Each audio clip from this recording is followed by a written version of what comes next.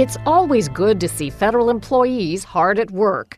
That is, unless they're collecting a check for being totally disabled at the same time. That's fraud.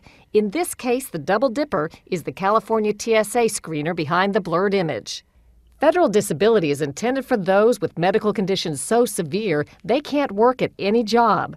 Today, so many people claim to fit that definition, 18 million people are getting checks. And I will just tell you, I'm biased when we have 1 in 20 people in this country on disability. I don't believe it. As a practicing physician in a poor area of the country with lots of problems, I don't buy it.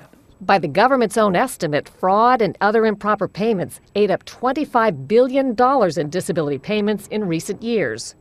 Senators from both parties asked the General Accountability Office to investigate. The GAO started with the obvious. They cross-referenced federal paychecks with names on federal disability. In just 3 agencies alone, 1,500 federal employees were found getting disability they probably didn't deserve. Like this Michigan woman, she qualified for disability because of mood and personality disorders. 7 months later, she found work as a letter carrier, but kept on taking disability checks, a total of $37,000. This Pennsylvania woman collected disability checks even as surveillance video showed her working as a mail clerk, $19,000 in fraudulent payments. Adding insult to supposed injury, nearly all the people the GAO tracked down had gotten a little extra bonus, $250 in stimulus money intended for disabled people.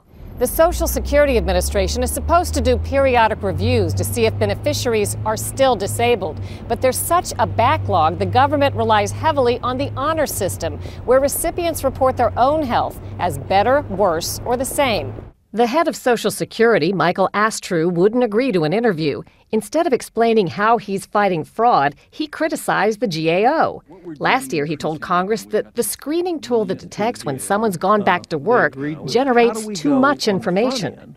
That we can't possibly follow up on the leads that would come from that in any, certainly not in my professional lifetime in the agency. Still looking for answers, we went to the White House Budget Office. They wouldn't agree to an interview either. But they showed us new technology they're trying out to fight fraud at other government agencies. The president's new budget calls for more money to review cases and save hundreds of billions of dollars. Due to privacy protections, we haven't been told the ultimate fate of that TSA agent in California. But by the time investigators caught up with her, she'd defrauded taxpayers out of $108,000, all while earning $50,000 a year at her federal job, collecting a $250 stimulus check, and living large in a house listed for $1.8 million. Cheryl Atkinson, CBS News, Washington.